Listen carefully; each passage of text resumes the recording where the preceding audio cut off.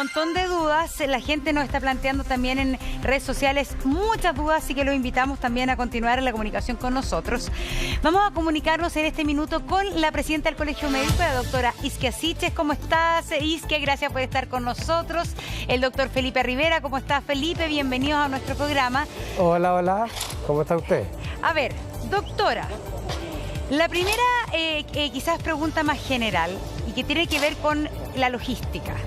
Según lo que usted conoce respecto a la realidad de los municipios, de los vacunatorios públicos, privados, etcétera, ¿se alcanza realmente a implementar toda esta vacunación a partir del próximo miércoles 3 de febrero? Buenos días. Muy buenos días, Monse, Julio César, doctor Rivera, ¿qué tal?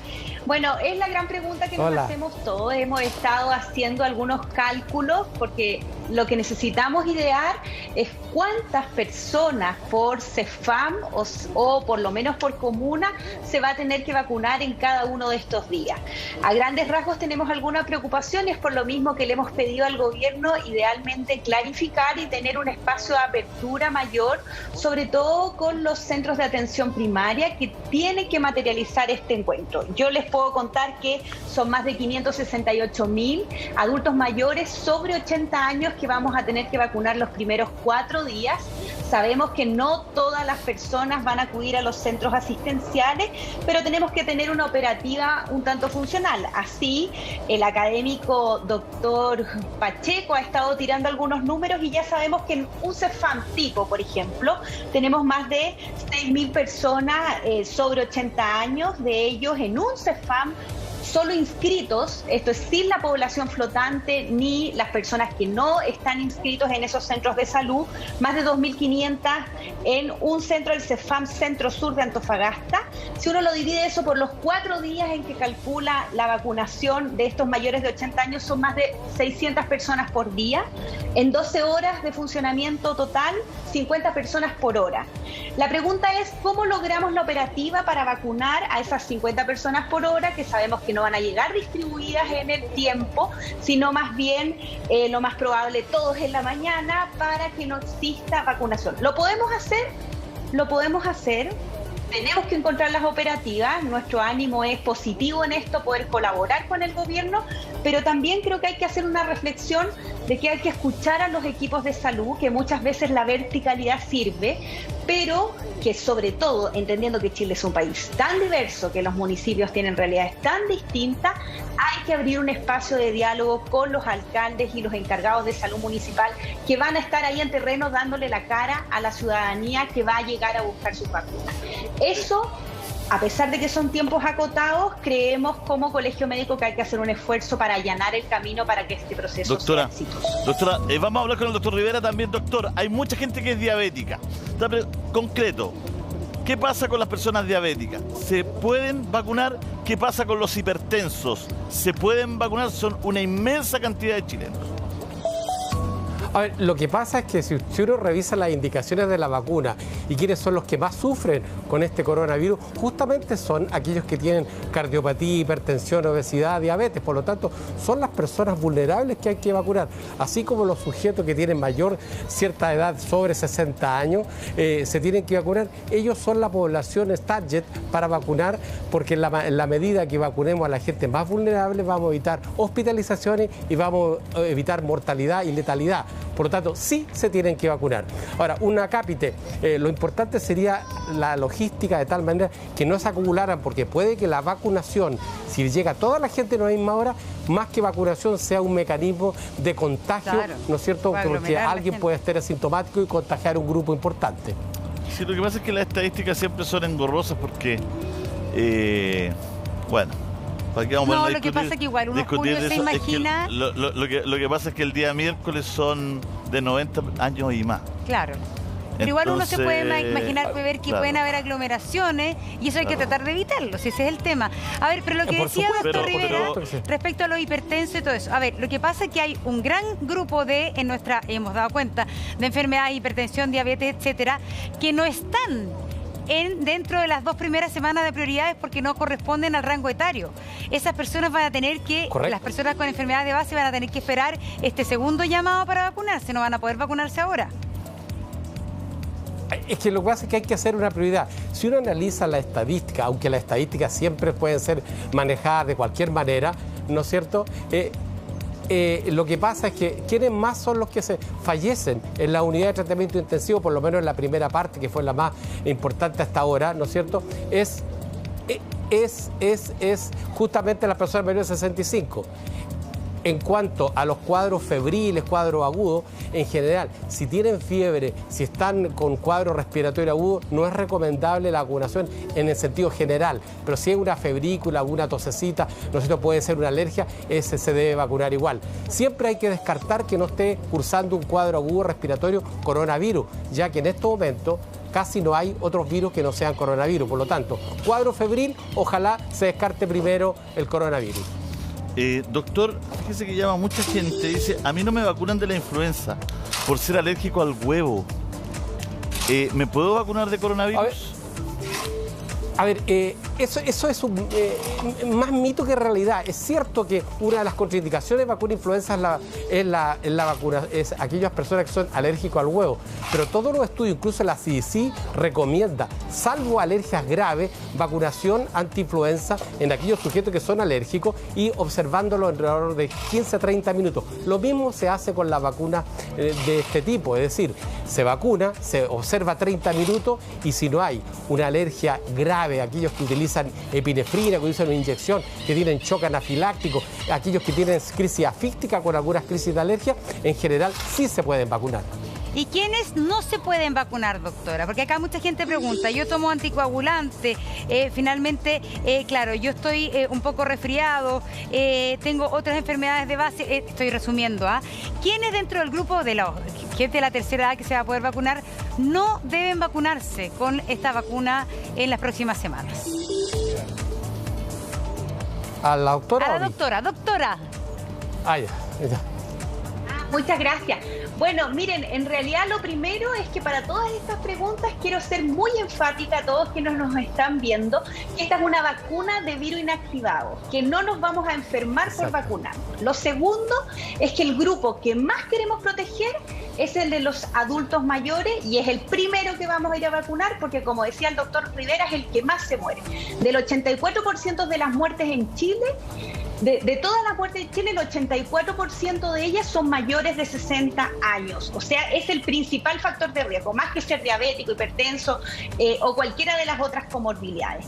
Todas las personas que tengan comorbilidades y que sean menores de 65 años también están en los grupos de priorización, que en nuestro país son más de 2,5 millones de personas, porque tenemos muchos enfermos. Entre esos, todos los que son obesos con un índice de masa corporal de mayor de 30 años.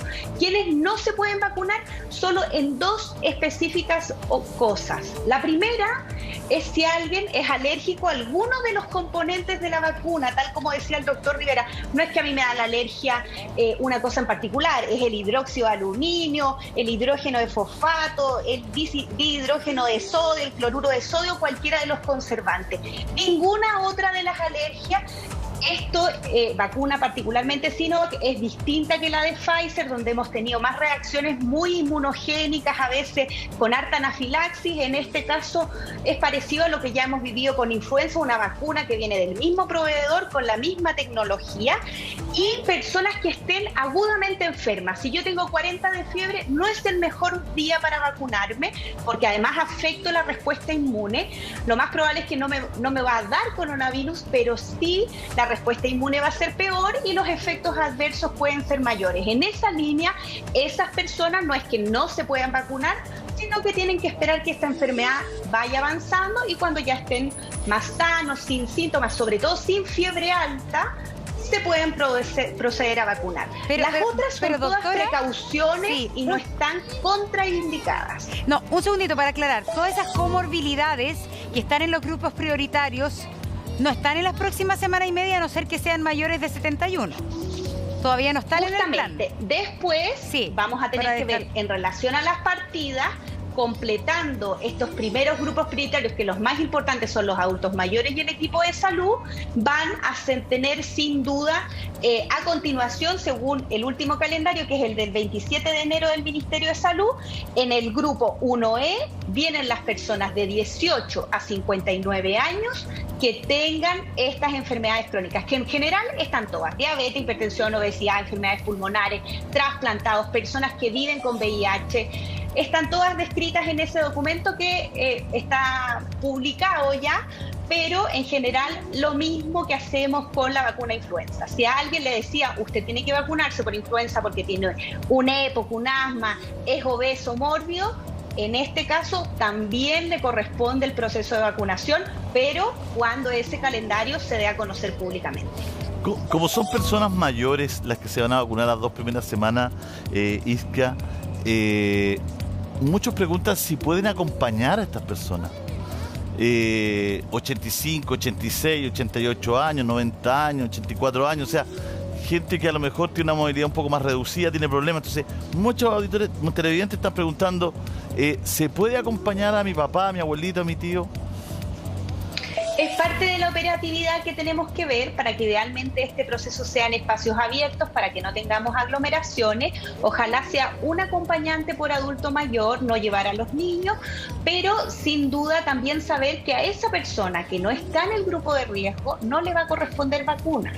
Y pedirle muy fraternalmente a quienes nos están mirando que no exijan el proceso de vacunación de forma anticipada, porque a los que más tenemos que ir a proteger son a los que tienen más años, porque es el principal factor de riesgo colaborar en ese proceso.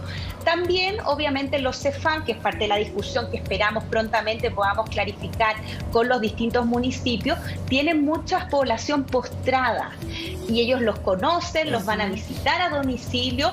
Hay que viabilizar cómo los equipos de salud tienen auto, benzina, ¿cómo llegan? Que pueda llevar las unidades para realmente producir este proceso de acercamiento de las vacunas para que sea mucho más sencillo. A ver, vamos a revisar algunas preguntas que nos llegan a través de Twitter. Vamos a verla en pantalla y se la formulamos a nuestros invitados. Porfa, pregunten qué pasa con los adultos mayores que llegan de viaje después de la fecha de vacunación. ¿Pierden la vacuna, doctora Siches?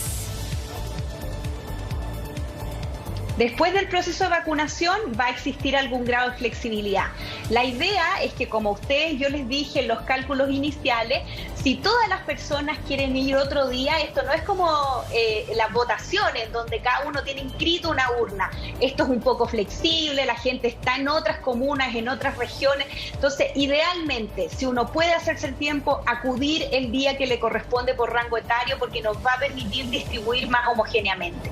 Si ese día, por A, B o C motivo no ocurrió, el día siguiente lo más probable, y es también la flexibilidad que le pedimos a los equipos sanitarios, es que la prioridad es vacunar a los adultos mayores y en eso admitir a aquellos que hayan quedado rezagados. Y en ese sentido completar lo que nos decían ayer también en la información, que en el caso que estos adultos mayores se encuentren fuera, por ejemplo, de Santiago, que es su lugar habitual donde se atiende el consultorio de ese barrio, están en otro lugar, por ejemplo, están en Pichilemu, ellos pueden y deben vacunarse en el consultorio del balneario, lugar donde están, o en la casa de sus hijos en otra comuna. Eso justamente es algo que nos preocupa mucho, porque aquí tiene que ser territorial y sin duda tiene que ser así. Pero tal como nos ha pasado para el TTA, todos aquellos balnearios que no están acostumbrados a tener esta población flotante van a necesitar más recursos para hacerse cargo de este proceso. Y eso va a tener que ser en 5 o 6 días, donde vamos a tener que tener montado ese equipamiento, y por eso esperamos que el trabajo de los municipios en coordinación con el gobierno central sea exitoso. Bueno, hay mucha gente que pregunta, yo sé que son preguntas a lo mejor bien básicas, pero son importantes que la gente lo sepa. Si soy FONASA, ¿me puedo ir a vacunar a un estadio privado, por ejemplo? Pregunta una persona, ¿no es cierto? Si soy Capradena, si soy jubilado de Carabineros, ¿tengo derecho a la vacuna? No sé, doctora, si puede contestar eso. Primero es que la vacuna es para toda la gente, no tenga servicio previsional, sea FONASA o sea ISAPRE. La gran pregunta, que vamos a tener que llamar al ministro, así que por favor que hagamos un contacto en vivo, es ¿cómo se va a materializar el convenio con los centros privados? Porque, por ejemplo, si vamos todos a alguna clínica del sector oriente mañana a hacer la fila, en teoría somos todos beneficiarios, es un centro con convenio, nos deberían vacunar. Eso tiene una mucha mayor complejidad. Es mucho más sencillo para nosotros decirles que, como ha pasado en toda la pandemia, es el aparataje estatal donde tenemos centros de atención primaria de Arica, Magallanes, distribuidos en los distintos territorios, los que nos vamos a hacer cargo de gran parte de la administración. Pero las personas que habitualmente acudían a alguno de estos centros privados, sin duda tienen que preguntar directamente a los centros cómo va a ser el periodo de administración. Lo más probable, tal como ha pasado en el pasado, es que ellos tengan algún sistema de agendamiento, más que ir a hacer filas dentro de alguna de las clínicas que conocemos. La gran duda, y la dejo abierta desde ya a las autoridades de salud, es cómo va a funcionar en los centros con convenio, pero las personas ISAPRES sin afiliación, solamente con su carnet de identidad, deberían tener la opción de vacunarse en cualquier centro de la red de atención primaria a lo largo de todo el país. Y recordar que en los centros hospitalarios no se va a realizar la vacunación a las personas habituales, sino más bien va a estar concentrado en vacunar al personal de salud estas primeras semanas. La vacuna es gratuita. Pero, ¿qué pasa si se empieza a vender? ¿Va a estar permitido vender la vacuna en algún momento, como por ejemplo sucedía con la vacuna de la influenza? ¿O va a estar prohibida la venta de la vacuna? Yo no sé si se lo preguntamos a la doctora. Vamos al tiro con usted, doctor, con otra pregunta. ¿Qué pasa con eso, doctora? No se preocupe. Hoy día el monopolio de la vacuna está en el Estado, cosa que personalmente yo considero muy buena. No tenemos que permitir ni el mercado ilegal, ni tampoco admitir como ciudadanía que algunos inescrupulosos se roben vacunas o pretendan venderlas, que quién sabe quién nos va a vacunar con algún suero o algo que no va a producir inmunogenicidad. Entonces, en esa línea, la gran mayoría de los países han definido centralizar y no vender las vacunas. Esto no quiere decir que en 1 o 2 años más, tal como ocurre con la vacuna influenza y con la gran variedad de opciones que existen, se inicie su comercialización como pasa con otras vacunas o con otras disponibilidades. Pero en la actualidad, las vacunas, todas las vacunas que están presentes y que han llegado en el país son de poseedoras del Estado, y ellos los distribuyen por los grupos de riesgo, y no pueden haber, sin duda, diferencias entre personas que tengan ISAPRES FONASA, tengan más o menos plata, y sin duda mucho menos si son amigos o familiares de alguna persona, ni del CEFAM, ni de las autoridades locales, ni de las autoridades centrales, y en eso tenemos que ser todos muy ordenados de seguir los cronogramas como han estado establecidos. Doctor Rivera, sigue las preguntas por Twitter. Vamos a hacer una de esas preguntas por Twitter en este instante. Francisca Sánchez pregunta a través del Twitter: ¿alérgicos a la penicilina se pueden vacunar, doctor Rivera? Por supuesto que sí, porque la alergia a la penicilina es una alergia muy específica, que es alergia al grupo núcleoamino penicilánico que tiene las penicilinas, ampicilina y drogas derivadas como la cloxacilina. Por lo tanto, no tiene nada que ver con los preservantes ni con las cosas que se utilizan para la vacuna. Por lo tanto, sí se pueden vacunar. Una cápite a la respuesta anterior es que se necesita la agrupación de municipalidades para ir a vacunar a las casas a aquellos que están postrados. Y eso ya hay experiencia en la vacuna antigripal, que muchos municipios van enfermeras a las casas y vacunan allá. Así Doctora, hay muchos pacientes con cáncer viéndonos. ¿Se pueden vacunar? Se pueden vacunar. Si no están, recuerdo lo que les dije. No está, sí. Claro que se pueden vacunar, doctor, absolutamente. Continúe. O sea, si no están con un cuadro agudo, infeccioso, si no están haciéndose la quimioterapia en esos momentos, tienen clara indicación de vacunarse. Hay que recordar que un cáncer es igual a inmunosuprimido, es decir, un paciente de que la respuesta inmunológica es mala frente a una infección. Doctor Rivera, voy a irles diciendo doctor, doctora, para que... Doctor Rivera, hay mucha gente que ya tuvo coronavirus. ¿Esa gente se tiene que vacunar? O sea, No sabemos todavía cuántas personas o cuáles personas podrían hacer una recidiva, y hay que pensar que de algún momento puede haber variaciones genéticas, por lo tanto no tienen contraindicación para vacunarse. No tienen contraindicación para vacunarse cuando les corresponda la vacuna. Aquellos que están cursando un cuadro agudo de coronavirus no tienen indicación de vacunarse. Todo el resto sí. Las embarazadas... Ya, pero para que quede claro, doctor, para que quede claro, nosotros con la MONSE tuvimos coronavirus. Nosotros, cuando llegue nuestro momento, sí, ¿nos tenemos que vacunar o da lo mismo que nos vacunemos? Se tienen que vacunar porque no se sabe cuánto dura la inmunidad con aquellas pacientes que han hecho la enfermedad. Por lo tanto, tienen indicación de vacunarse cuando les corresponda. No son prioridad, evidentemente, salvo alguna cosa específica, pero se tienen que vacunar, salvo que estén con un cuadro agudo de coronavirus. Ya, o sea, se tienen que vacunar a menos que estén con el cuadro ahí. Sí. Pienso, por ejemplo, en un personal de la salud que es prioridad ahora y que tuvo coronavirus, igual tiene que vacunarse.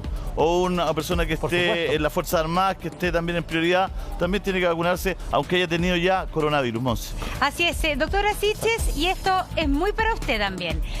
¿Las embarazadas se pueden vacunar o no? Ahí pregunta entonces Catherine Márquez. ¿Las embarazadas se pueden vacunar, doctora? Pregunta en desarrollo. Hasta la fecha, las embarazadas se les ha sugerido no vacunarse. No estamos dentro de los grupos de riesgo. Sí hay una duda abierta sobre el periodo de lactancia, porque a grandes rasgos en nuestro país tampoco se ha sugerido la vacunación, pero particularmente en el personal sanitario estamos analizando la evidencia porque hay algunas recomendaciones un poco más favorables.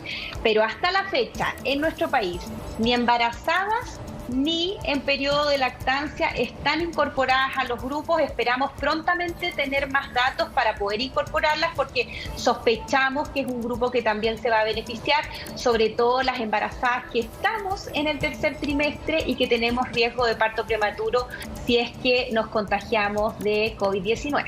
Es decir, ¿y ahí se está esperando el fondo de estudios científicos para asegurar la vacunación para embarazadas? Lo más probable es que no, porque no hay muchos estudios que se puedan desarrollar en embarazadas, pero sí en la medida que tengamos más información sobre los eventos adversos de la población general, después del primer trimestre se empiezan a flexibilizar estas indicaciones.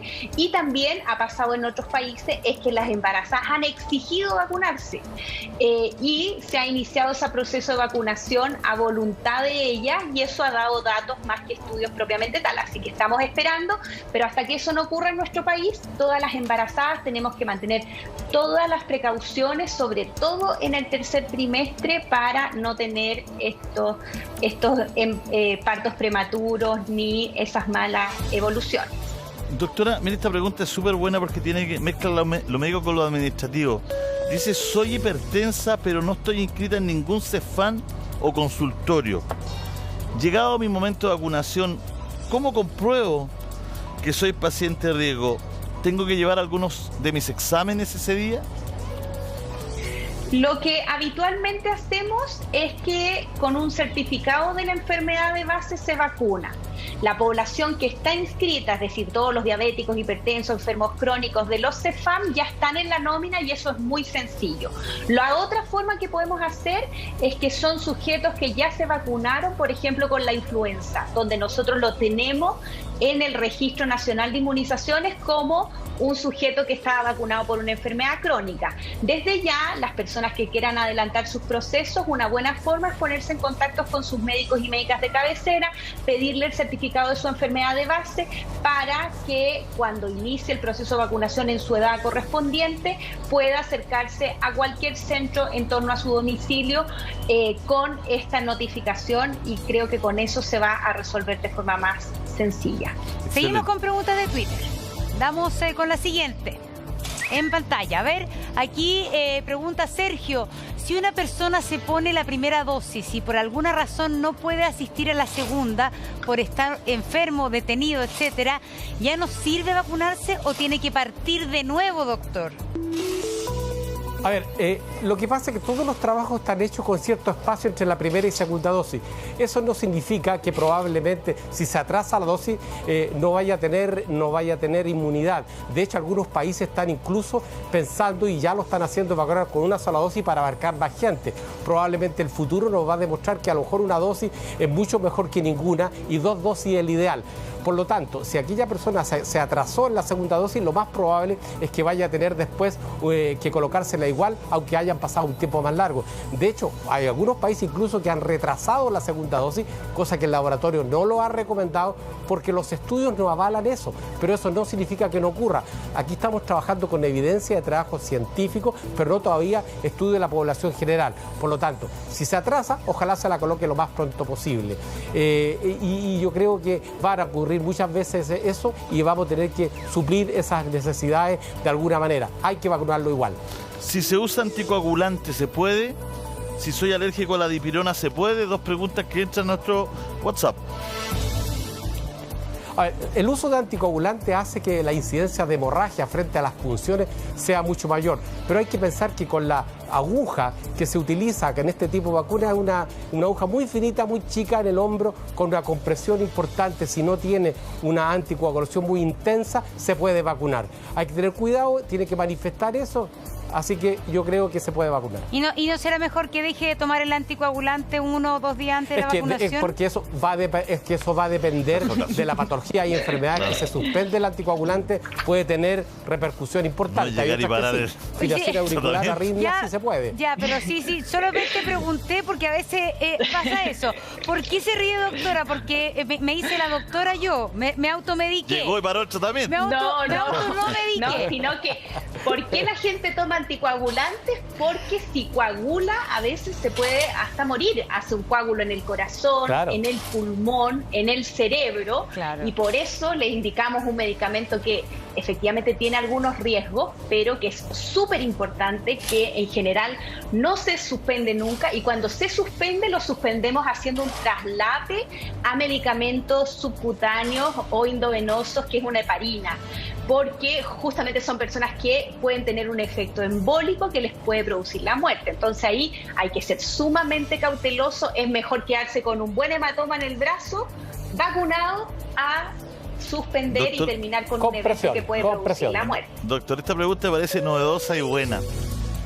Desde que soy adulto, nunca me he vacunado. Desde que he tenido la opción, nunca me he vacunado porque no creo en las vacunas. Ahora me quiero vacunar, dice esta persona. ¿Me va a pasar algo por vacunarme la primera vez? ¿Es muy terrible vacunarme ahora? O sea, lo que le va a pasar es que le va a doler el brazo, lo que le puede pasar es que puede tener un poquito de fiebre, pero aparte de eso va a estar seguro y no le va a dar la enfermedad. Por lo tanto, a ese paciente yo digo, ha tenido harta suerte porque no ha tenido influenza, uno se siente muy mal y espero que no tenga coronavirus antes de vacunarse. Por lo tanto, ese paciente tiene que vacunarse, toda la gente. Y un recordatorio, bueno, se va a vacunar, que no está inscrito en ninguna parte, que vaya al auge, porque todos los hipertensos tienen derecho a atenderse por el auge o el GES, que le dan los medicamentos prácticamente gratuitos. Ese individuo que no se vacuna debe vacunarse. Así es. Otra pregunta de nuestro público en Twitter. Vamos a verla. A ver, Natalia pregunta, ¿qué pasa con las personas que somos cuidadores de adultos mayores y de postrados? ¿Cuándo debemos vacunarnos? Esa pregunta la han hecho muchas personas, porque como empieza la vacunación en los adultos mayores, dice ya, pero yo estoy cuidando a esta persona. No están entonces no están contemplados aún en estas 2 primeras semanas, ¿no, doctor? Claro, hay un párrafo, no me lo sé todos de memoria, en que aquellas personas que asisten enfermos, que son auxiliares técnicos, TENS, auxiliares de enfermería, etcétera, que participan en el cuidado de adultos mayores o de enfermos propiamente tal, que también es una prioridad, toda vez que puede ser el vehículo de contagio para el adulto mayor que puede fallecer o tener una enfermedad grave. Por lo tanto, no me sé de memoria tal como le dije, pero tiene que haber un lugar para que se vacune. La doctora tiene información específica al respecto. Los funcionarios de los ELAM, que son los centros de larga estadía de adultos mayores, están incorporados, porque efectivamente estos son centros donde han fallecido muchos adultos mayores. Hay algunos de estos centros en que más del 50% de la población de los residentes de los hogares han fallecido, así que es una unidad de muy alto riesgo.